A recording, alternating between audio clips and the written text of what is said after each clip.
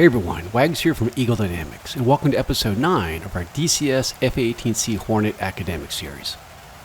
In a previous episode, we took a look at landing the Hornet on an airfield, but in this episode, we're going to take a look at what the Hornet is designed to do, and that's land on an aircraft carrier. You'll find that the principles of a VFR field landing are much the same, but there are some distinct differences that separate carrier pilots apart from all others. Let's get started.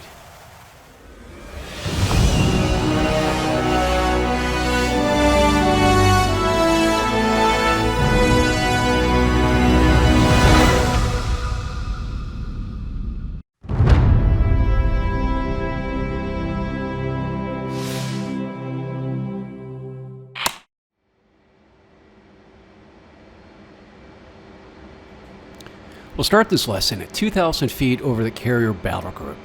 2,000 feet is your holding pattern over the carrier group as you prepare to land. As aircraft take off from the carrier, they'll stay at 500 feet until 10 miles from the carrier to not interfere with the holding pattern above the carrier.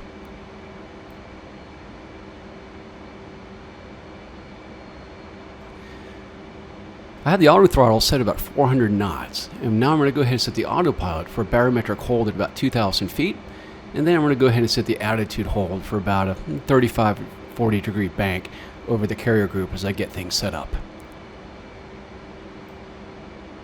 With that done, I'll go ahead and set up the SCS page on the right DDI, the HUD on the left DDI, master arm to safe, and now I'll set up my TACAN for the carrier, which will be 55 X-ray. And here on the MPCD, I'll select TACAN, zoom in a little bit, and now I'll set my course line of the carrier, which is going to be due north at 000 degrees. With that done, I have my course on the HUD and also in the HSI. Coming back down, I'll go ahead and set my radar altimeter to 40 feet for a carrier landing.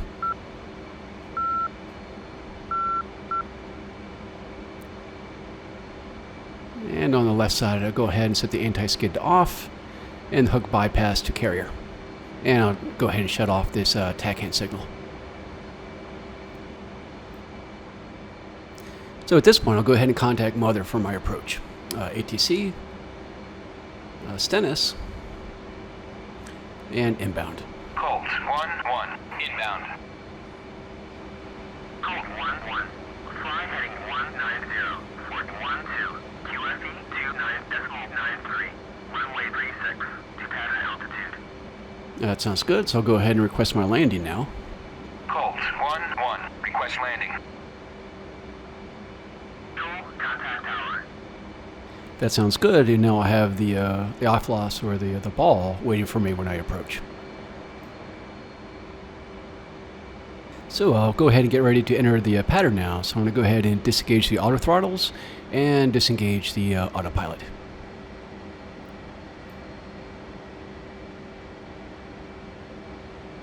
What I'm doing now is going to circle up behind the carrier and go below the 2000 deck, which is called breaking the deck. And it should also be noted that in the real world, a case 1 recovery like we're doing is a zip lip with no communications. And that's something we'll implement a little bit later with the open deck. And you'll probably notice up on the HUD and also the HSI, we have the course arrow, which allows a good alignment to make sure I'm in a good reciprocal heading and then the correct downwind heading. And also in the HUD you see a 2.6 STN, and that just indicates that we're 2.6 miles, actually 2.7 miles from the Stennis right now.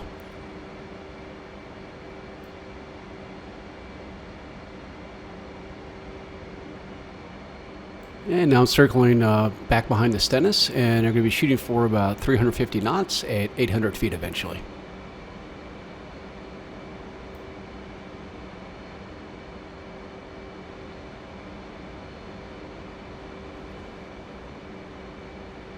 Now go ahead and lower the hook. And I want to line myself up to the starboard side of the Stennis.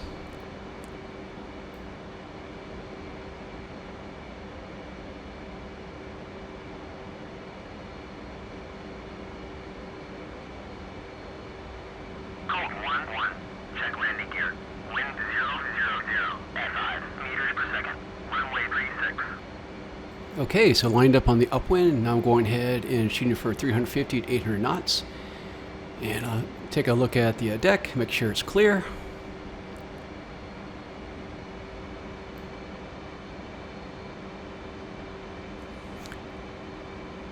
Okay, so carry right with the tail, go ahead and break out and break into the pattern and pull. And I'll try to keep the velocity vector on the horizon, look at about 2.3 G and about 250 knots. I'm going to go ahead and lower the gear now and the flaps down.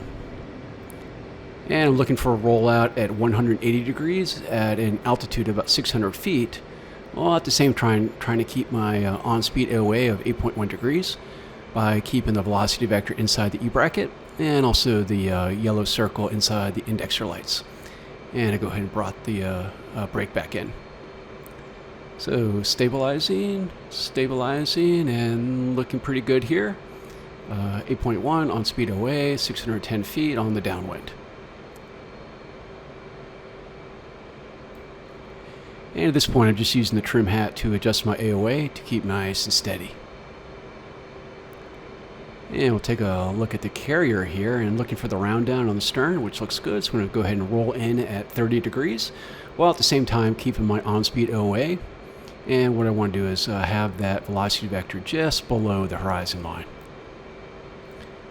And the tricky part here is just using nice throttle adjustments and trim adjustments to keep the on-speed AOA right where it needs to be throughout the turn. And about halfway through the turn at the 90 degrees, it should be up 450 feet, a little high. And keep bringing it over, keeping my bank angle right where it needs to be. Adjusting throttle, getting a little slow, bringing her in. Okay, I'm going to roll her out now. It should be about 10 seconds in the groove. And I go ahead and uncaged. And now I got the ball in sight and adjusting my throttle based on the ball position. Looking good. Nice centered ball. Nice centered ball. Nice centered. Little low. And we're down. Probably not an okay landing, probably just a fair one. But let's go ahead and raise the hook. And fold the wings.